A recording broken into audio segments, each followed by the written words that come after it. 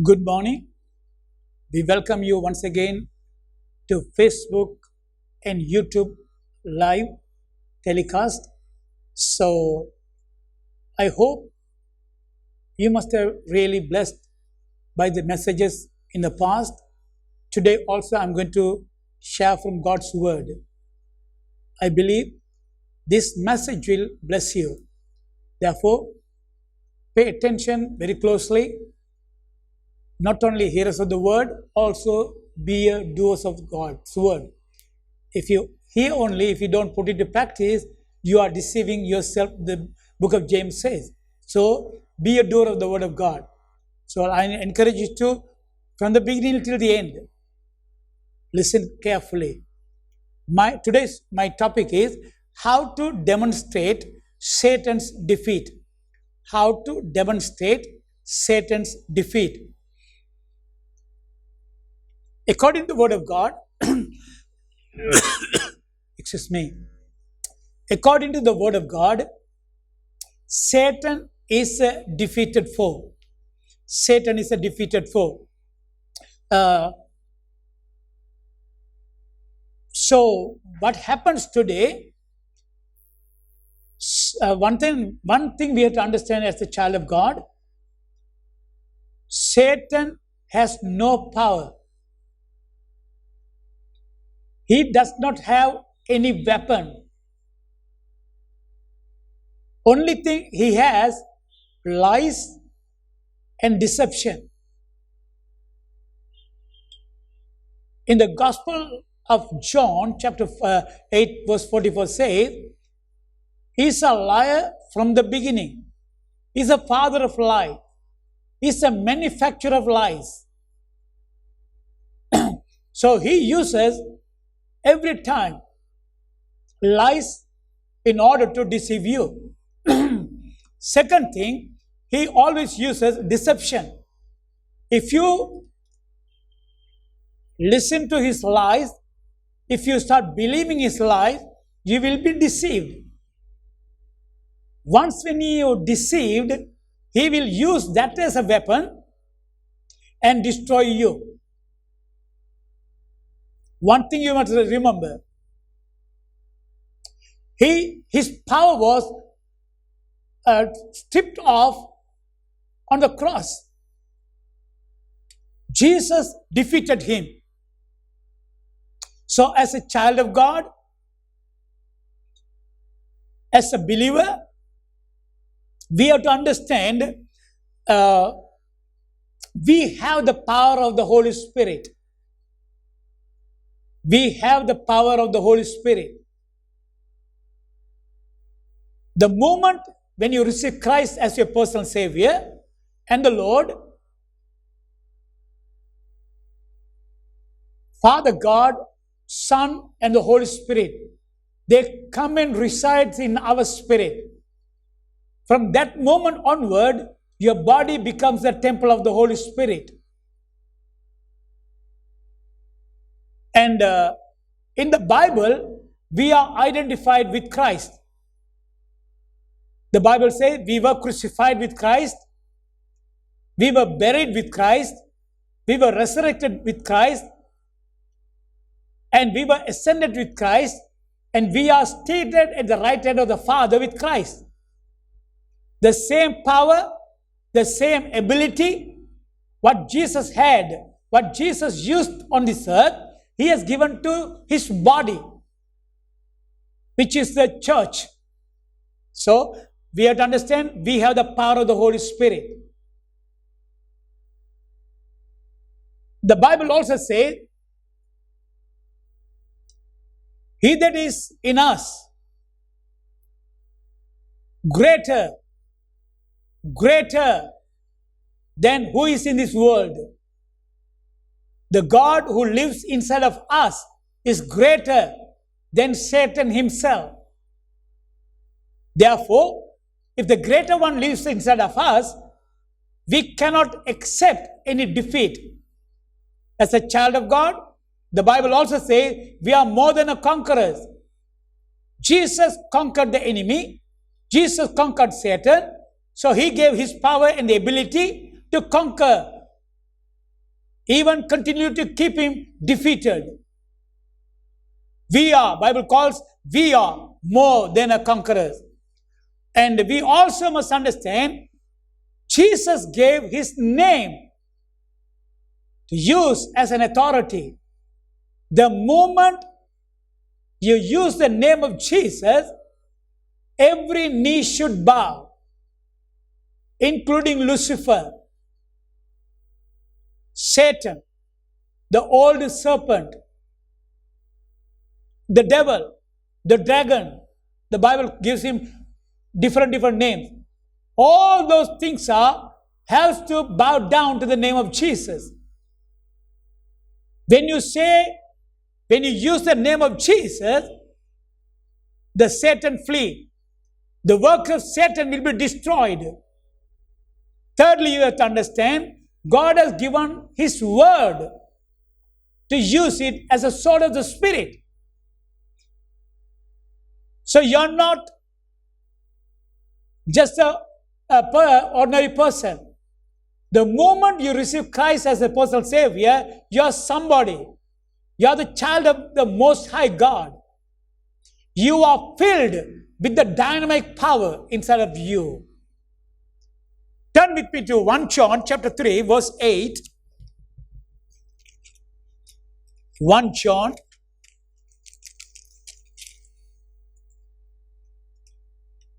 chapter 3, verse 8.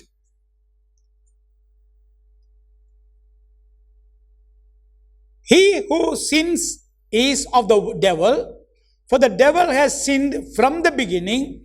For this purpose the Son of God was manifested, that he might destroy the works of the devil. That he might destroy the works of the devil. So Son of God manifested in this world in order to destroy the works of the devil. Hebrews chapter 12.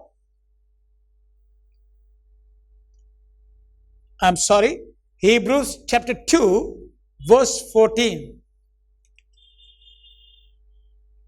It says, inasmuch then as the children have partaken of flesh and blood, he himself likewise shared in the same, that he through death he might destroy him who had the power of death, that is the devil. Inasmuch then as the children have partaken of flesh and blood, he himself likewise shared in the same. So human, we are mankind, we are flesh and blood. The Bible says flesh and blood cannot inherit the kingdom. So you and me, even though we are born again believers, the flesh and blood cannot inherit the kingdom. That's the reason when Jesus comes, we will be given the glorified body. Leaving aside, we understand, so in order to identify ourselves with Christ, Christ left the heaven. He came to this world and took upon himself the human body, and he lived on this earth with flesh and blood. Right? So he took the same form like us. So he came to this world, lived just like every other human. Satan brought temptation to defeat him. He didn't fall to any temptation, but the devils brought him. And also, he lived a victorious life, defeating Satan in every corner, destroying the works of devil everywhere. In the end, when the right time came, he went to the cross as 100% human. When Jesus came to this world, the Bible calls it, he was a son of God, and also the Bible calls it, he was a son of man. In the book of Isaiah, it says, for unto us a child is born, unto us a son is given. There, the child was born in Bethlehem, lived in Nazareth, and did the ministry in Galilee. So he lived on this earth until his death. He was 100% human. If he died as a divine person, his crucifixion is not valid. He died as a 100% human. That's the reason he took upon himself our condition, and he gave his condition to us. He was righteous, he was holy. The moment we receive Christ as our personal Savior, we become born again. We become the righteousness of God. The Bible says our righteousness, self-righteousness, is a filthy rag in the sight of God. We cannot become righteous before God with our works. When we receive Christ as our personal Savior, we are declared by God that we are the righteousness of God. Right? So here, it says, he himself likewise shared in the same, that through death he might destroy him who had the power of death, that is the devil. Which means, through his death, he defeated Satan, defeated the devil. Mark chapter 16 and verse 17. Mark chapter 16, verse 17 says, and these signs will follow those who believe. In my name, they will cast out demons. They will speak with new tongues. They will take up serpents. And if they drink anything deadly, if it by no means hurt them, they will lay hands on the sick and they will recover. This is after the resurrection of Jesus Christ. He gave this command to the disciples. And he said, these signs will follow those who believe. These signs doesn't believe the Christians. Just because you are a Christian, it doesn't follow. These signs will follow those who believe. You may be a servant of God, or you may be an ordinary believer. You may be anybody, but if you believe on the Lord Jesus Christ, and if you believe on the power of the Holy Spirit, and if you believe the power and the authority what God has given you, then you will be able to do all these signs and wonders. It says, in my name, they will cast out demons. Those who believe. Today, many people, they struggle to cast out devils or the demons because they don't believe that they have the power, that they have the authority. But here it clearly says, if you really believe on the Lord Jesus Christ, and if you believe the authority what He has given in His name, once when you say to the devil, get out, they have to flee. Right? So, today we know, sometimes what happens is, in the body of Christ, I have seen many times among the ministers, they cast out the devil,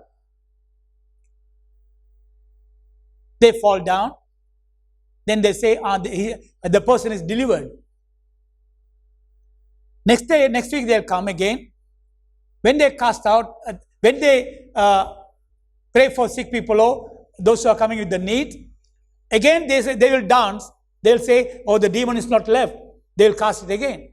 They will keep them for months and months, sometimes years. Every time when they do praise and worship, they dance. The demon is not left. I don't know what's wrong there. According to the word of God, if you believe, when you cast out the devil, they have to flee. If you believe on the word of God, if you believe in the name of Jesus, if you believe the power and the authority what God has given you, once when you tell the devil, flee, they have to flee. Right? So here, it says, in my name, they will cast out demons, they will speak with new tongues, they will take up serpents, and if they drink anything deadly, it will by no means hurt them. They will lay hands on the sick, and they will recover. That comes under authority using the name of Jesus. Right? So, Jesus, when he was on the earth, he demonstrated the power. He demonstrated Satan's defeat on this earth. So today, Jesus is not here. He has ascended to heaven and he is seated at the right hand of the Father. He gave his power and the authority to the body of Christ for you and for me.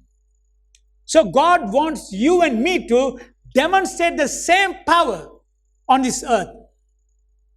Demonstrate Satan's defeat on this earth. First of all, you have to demonstrate in your own life. You have to demonstrate in your own life. Then you can demonstrate in the lives of the others. Right? So when I say demonstration, Satan's defeat, it should be every area of a person's life. Spiritually, physically, financially, mentally, right? And also you have to, in the marital life, it can be any area, including your businesses, anything. You have to demonstrate the power of God on this earth. Satan's defeat on this earth. He can't destroy your business and keep you under slavery or bondage. You can demonstrate his defeat and come up in your business. Sickness cannot keep you under bondage. You can demonstrate God's power in your personal life or the lives of the others and tell the world, show the world, you can demonstrate the power of God defeating Satan in every corner. And John chapter 16, verses 8 to 11.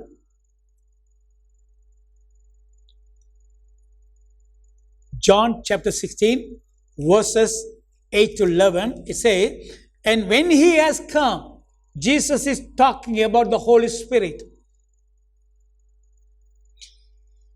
And when he comes, he will convict the world of sin and of righteousness and of judgment of sin, because they do not believe in me. Of righteousness, because I go to my Father and you see me no more. Of judgment, because the ruler of this world is judged. So, this is talking about three groups. First of all, he says, when he comes, when the Holy Spirit comes, he will convict the world of sin. One translation says, He will demonstrate the world of sin and of righteousness and of judgment. Some people, I notice many preachers, what they do, they take all three together and they put everything on the believer's shoulder.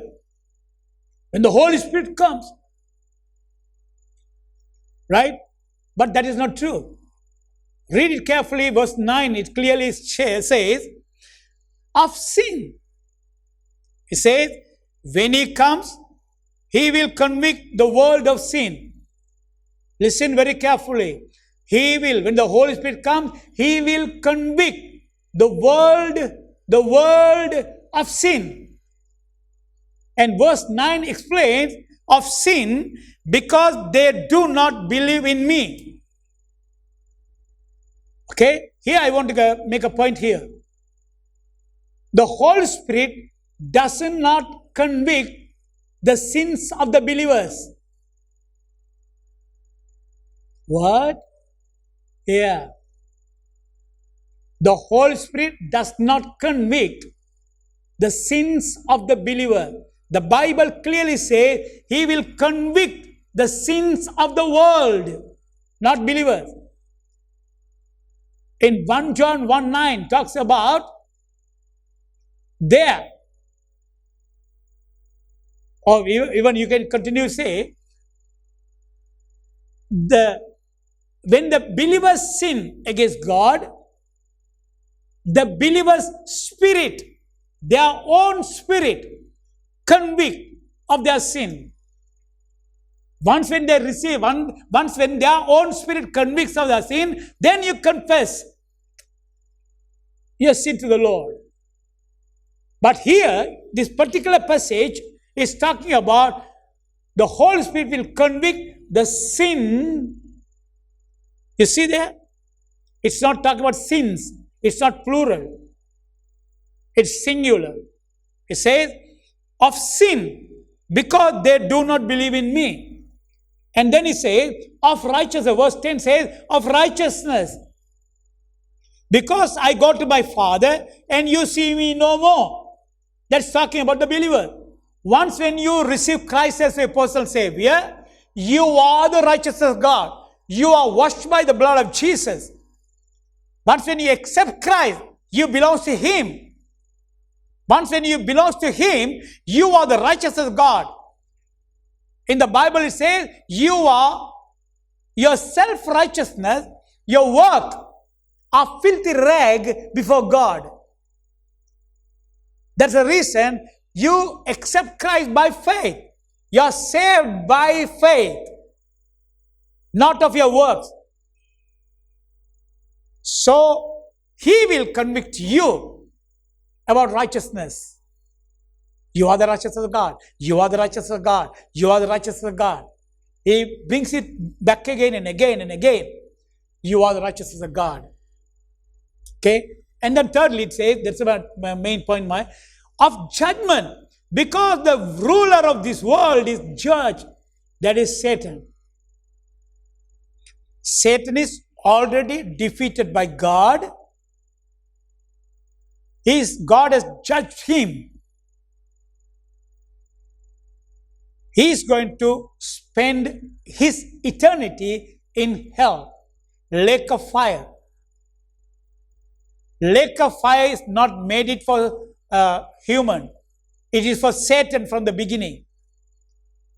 But unfortunately, those who do not believe in the Lord Jesus Christ, they have to go to hell. They have to go to the lake of fire. Already, because the greater one, God Himself, passed a judgment on Satan because he is a defeated foe. So God has demonstrated His power over him. Okay?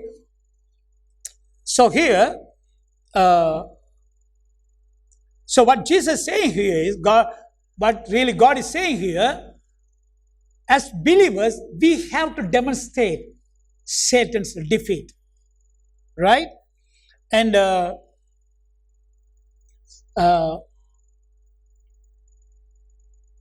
the Holy Spirit living inside us. So He will work out in such a way. He will bring demonstration, right? So He's eager and zealous to see the name of Jesus is getting glorified in everywhere.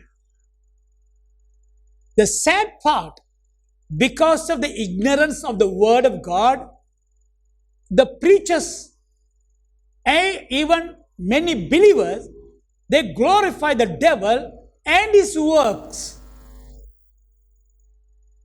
Every time when you praise and when you glorify devil and his work, you are putting Jesus to shame.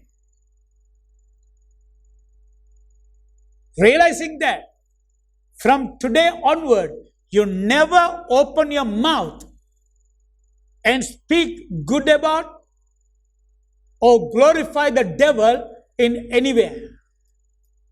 He's a defeated foe. Jesus tipped him off everything. His power, his ability, his weapon, everything. He's a defeated foe. As I said earlier, he uses only lies. When you get caught to his lie, you will be deceived. Once when you deceive,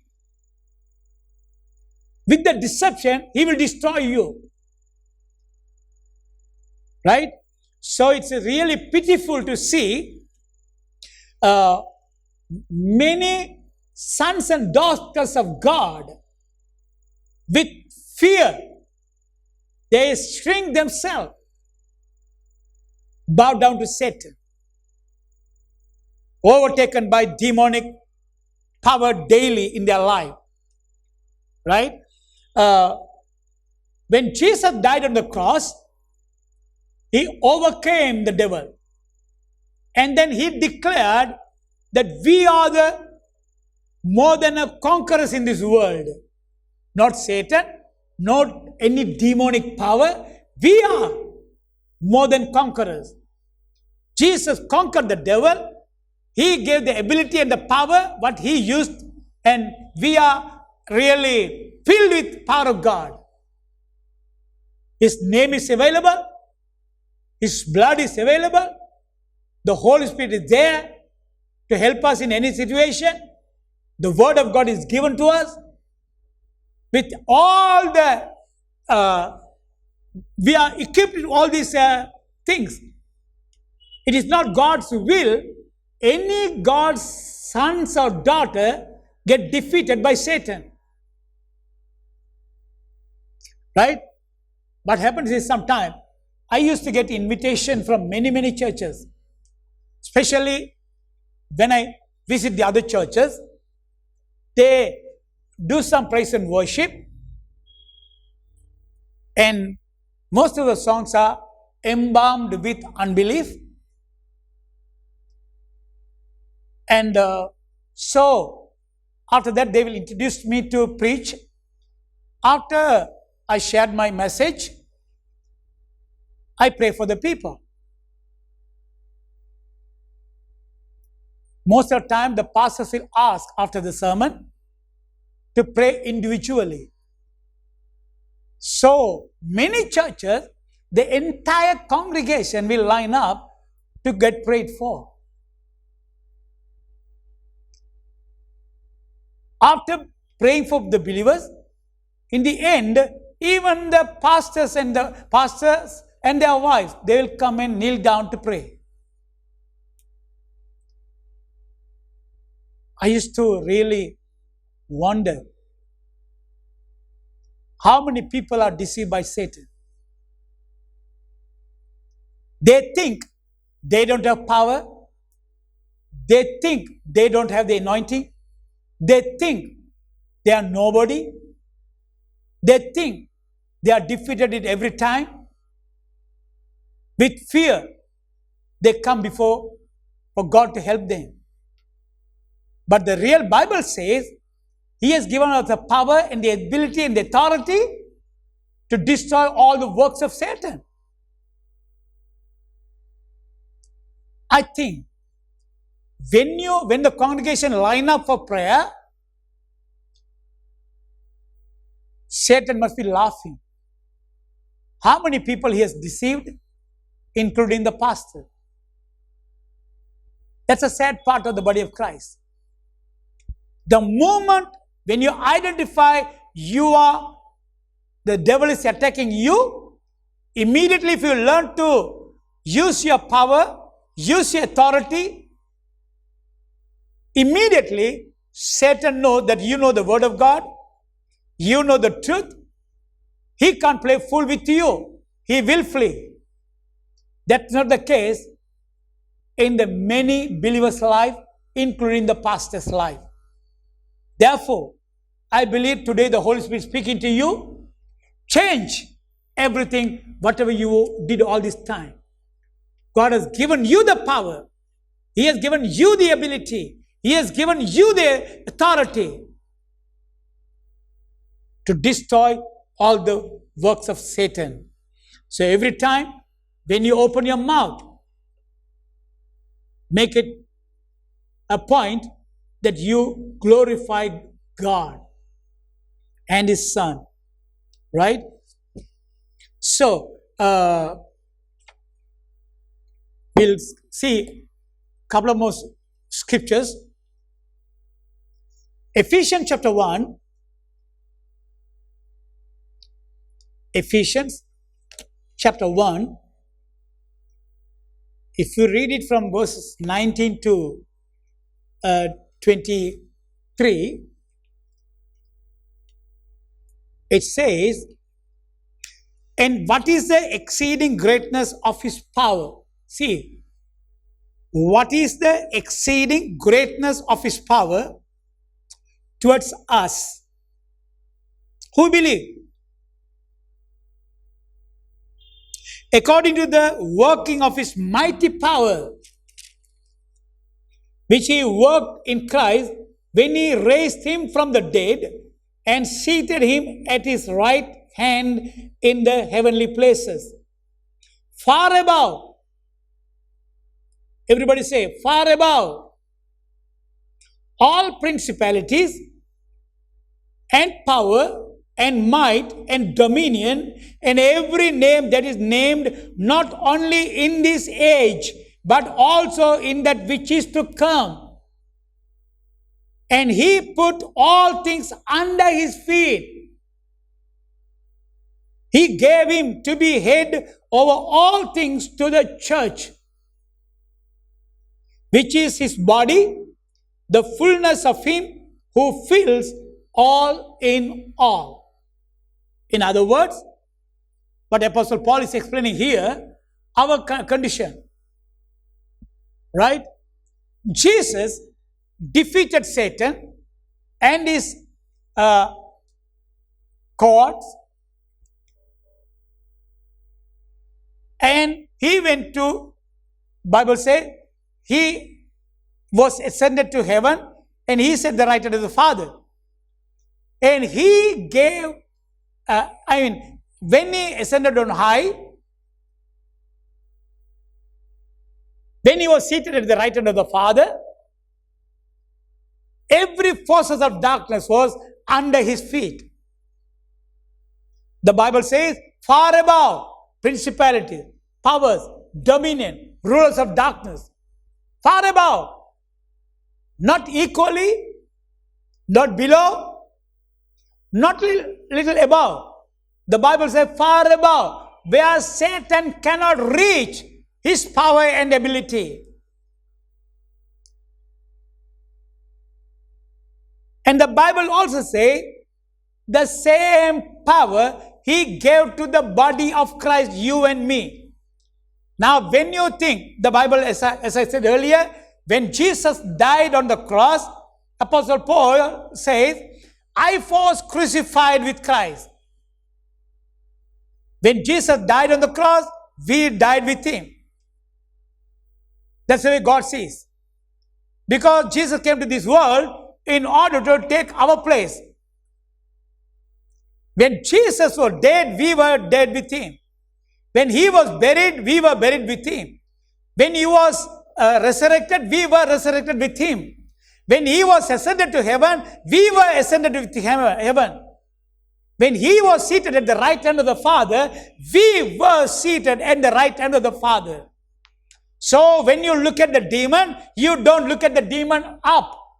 When you talk about the demon, always see the devil is under your feet.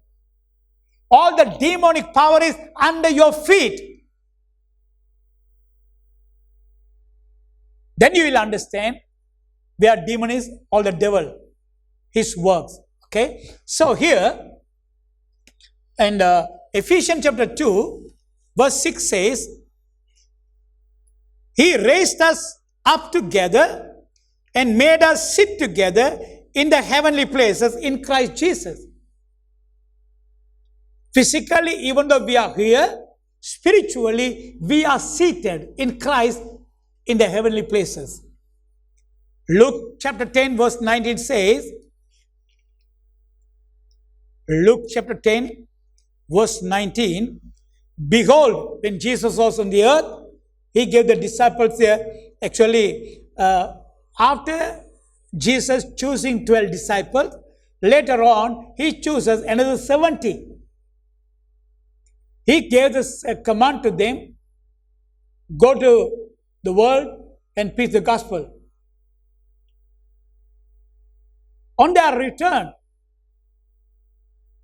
he said, verse 17 says, then 70 returned with joy, saying, Lord, even the demons are subject to us in your name.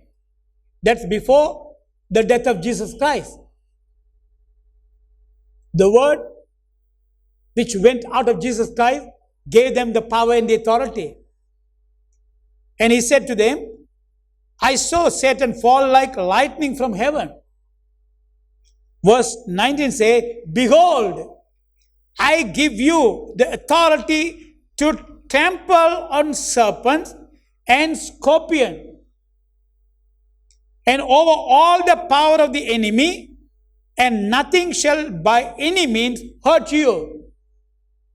They are talking about all the evil powers.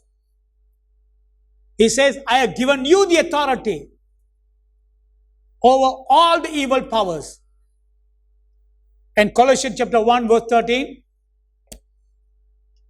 Colossians chapter 1, verse 13.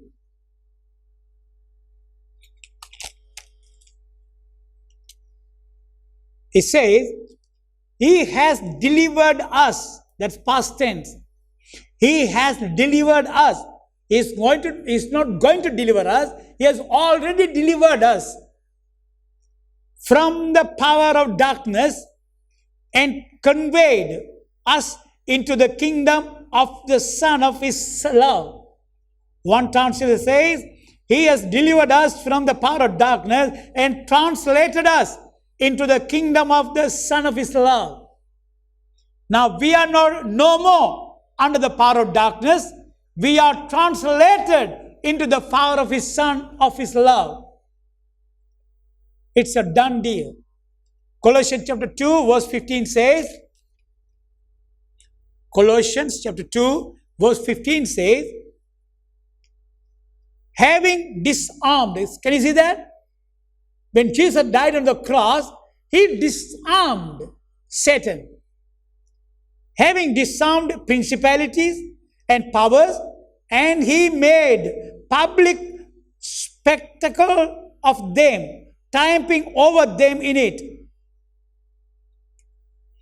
Verse 16 says, so let no one judge you in food or drink, or regarding a festival or new moon or Sabbath. Can you see that? Today, many people are boasting about Sabbath. Oh, Sabbath is Saturday, Sunday is not Sabbath. Oh, you are going to hell. Here it says, Apostle Paul says, because Jesus defeated Satan, triumphing over them, okay, but he says, Having disarmed principalities and powers, he made a public spectacle of them, triumphing over them in it. So let no one judge you in food or in drink or regarding a festival or new moon or Sabbath. Okay, I'm not going to go in detail there because I have very little time to talk about.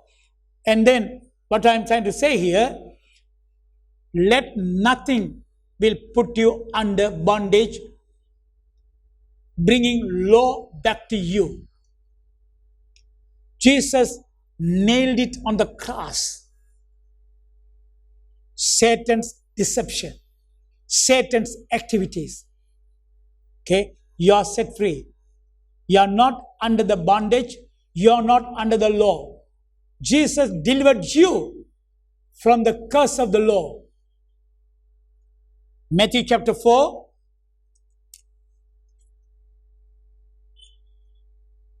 Thank you, Jesus. Matthew chapter 4 talk about Satan is really trying to tempt Jesus. That's a thing they are talking about. So Satan was saying, the power and the authority, the dominion will delivered to me. Satan himself is saying, the dominion was given to him by somebody. That was Adam. Originally, God gave the dominion to the mankind. Because he fell into deception of Satan, the dominion went to Satan. Right? Romans chapter 6 verse 16. Romans chapter 6 verse 16 says,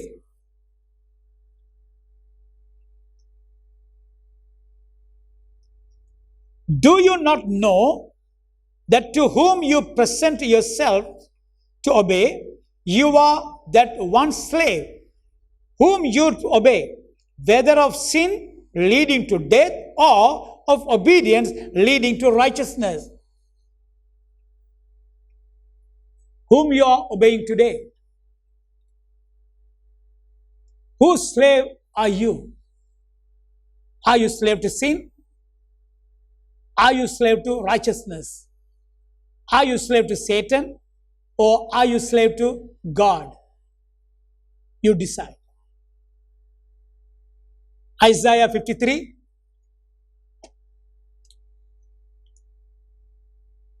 Isaiah 53 verses 1 and 2.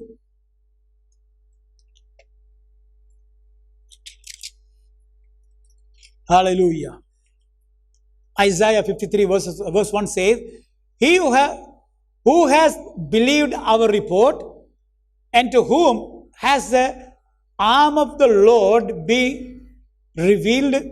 Verse 2 says, for he shall grow up before him as a tender plant, and as a root out of dry ground. He has no form or comeliness, and when we see him, there is no beauty that we should desire him. He is despised and rejected by men, a man of sorrows and acquainted with grief, and we hid, as it were, our face from him. He was despised, and we did not esteem him. That's the appearance of Jesus after the crucifixion. When Jesus took our form upon himself, he was not beautiful. We couldn't see his face. Right? So what Isaiah is explaining here about the crucifixion scene. But that is not the end. I have a good news for you. Okay? Listen carefully. Sometimes ago, I was really thinking about the pictures of Jesus Christ. I just want to know how many pictures of Jesus Christ are there similar. How does he look like? According to the man's understanding, the painting. I just Googled it. There were over 400 different faces of Jesus Christ.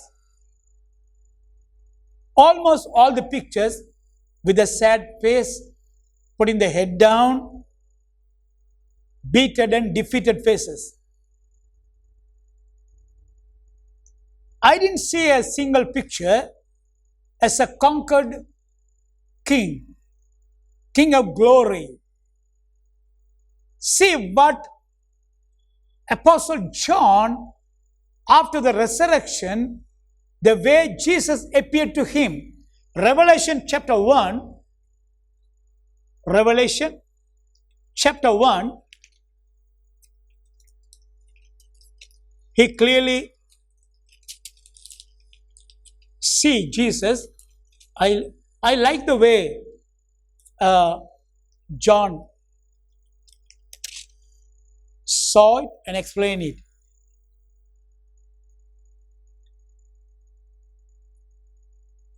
Verse 13 says, and in the midst of the 7 lampstands, one like the Son of Man, clothed with a garment down to the feet and girded about the chest with a golden band.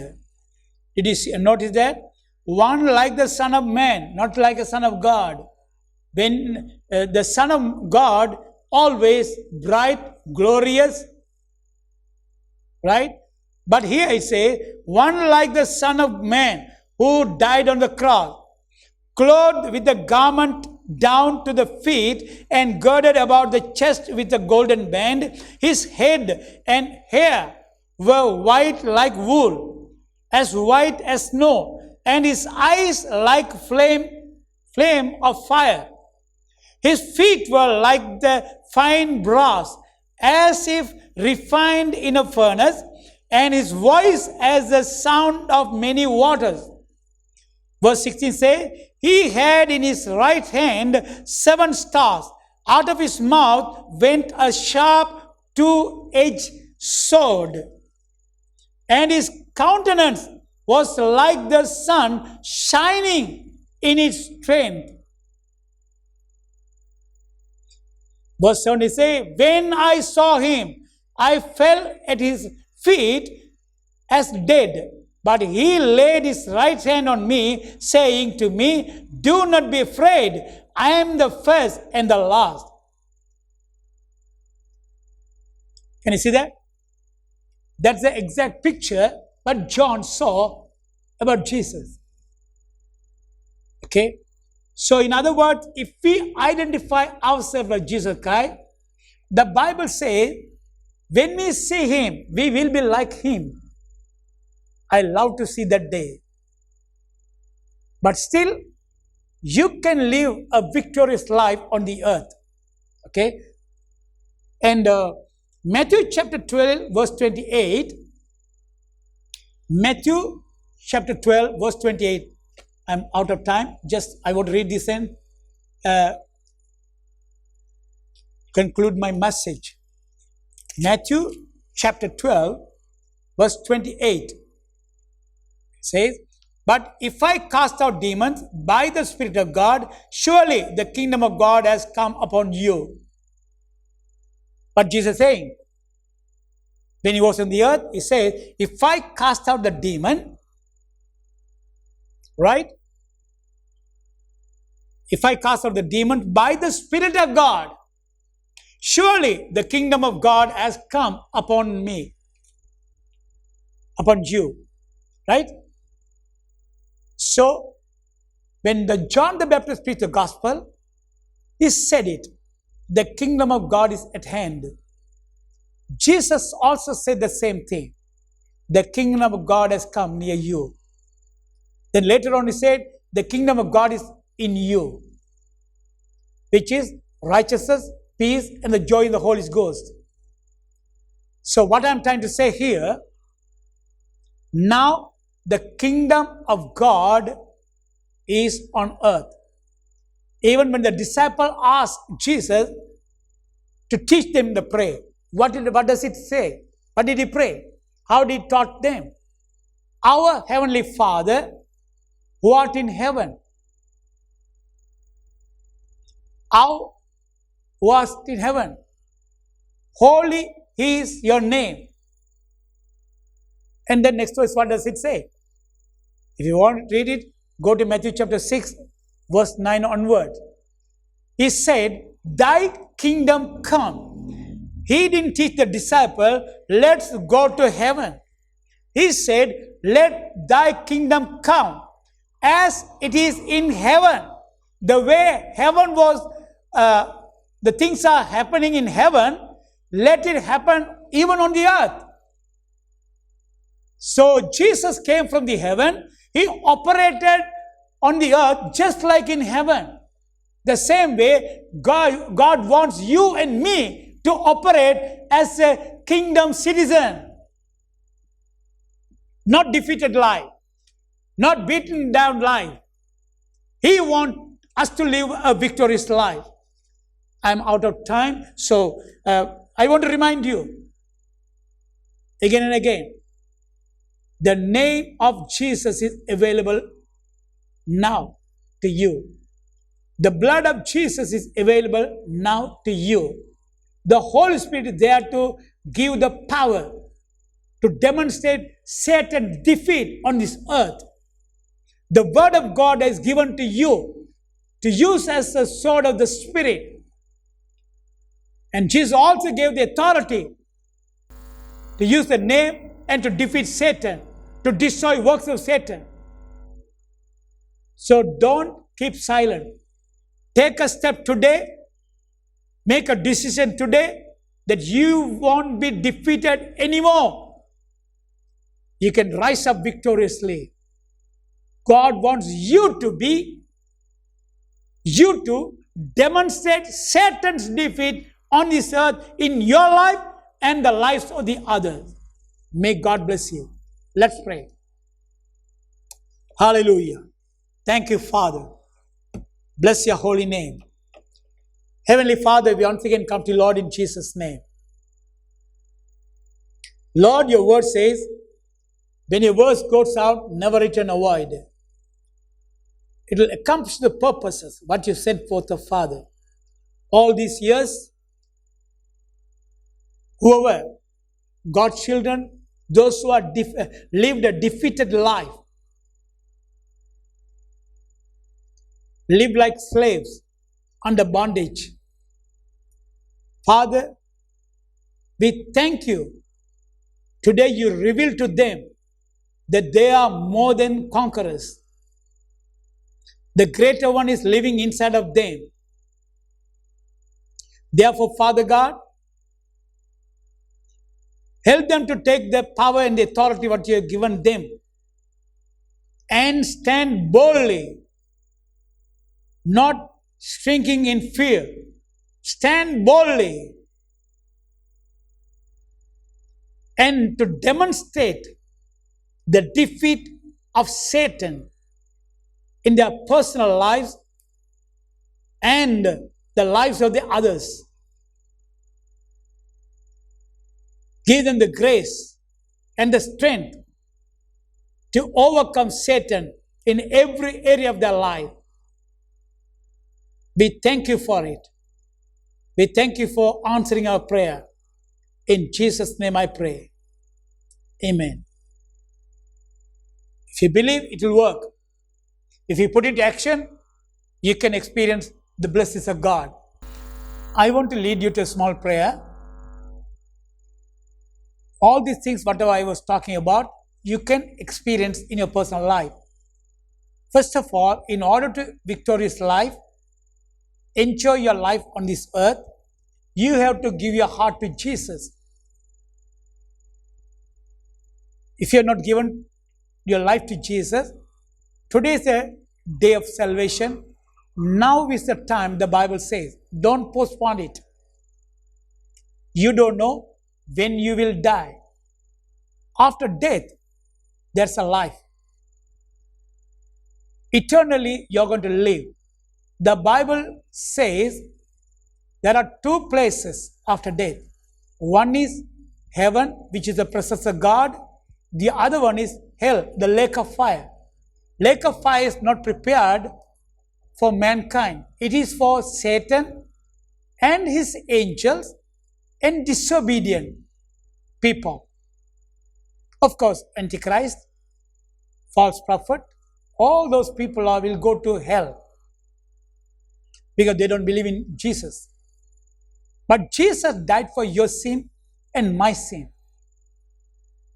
Therefore, only Jesus can save you. Nothing else. No religion can save you, including Christianity cannot save you. Only Jesus.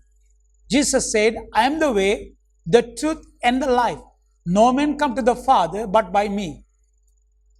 So if you want to enjoy eternally with God, give your heart to Jesus. Romans chapter 10 verse 9 and 10 says, confess the Lord Jesus Christ out of your mouth and believe with your heart that Father God raised him from the dead. You can be saved. With the heart believing, you are made unto righteousness. With mouth confession, you can receive salvation. Don't postpone it. Now is the time. If you want to give your life to Jesus today, please repeat this prayer after me. Heavenly Father, I come to you. I believe I am a sinner. Jesus died for my sins. Father God, I believe that you raised him from the dead on the third day.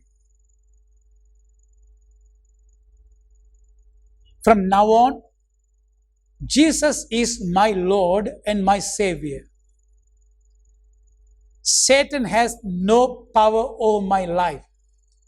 Jesus is my God and my Savior. Receive me as your child. Thank you for answering my prayer. I believe I am born again. I am a child of the Most High God. I am delivered from all satanic powers.